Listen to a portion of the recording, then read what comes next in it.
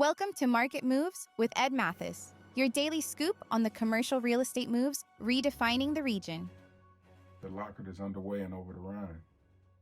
Revitalizing OTR's Walnut Street section, the $33.4 million mixed-use Lockard development will transform a long overlooked section in Over-the-Rhine, bridging the commercial gaps between Main Street and Walnut Street, with 116 mixed-income residential units and commercial space.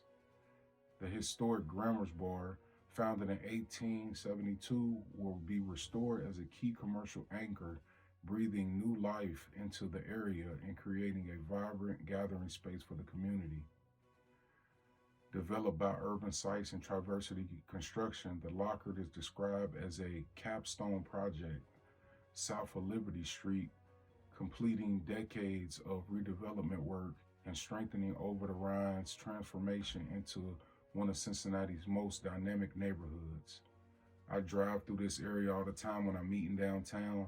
I love all the work that Urban Sites is doing and Triversity as well. Let's keep it up. Let's make this place a destination.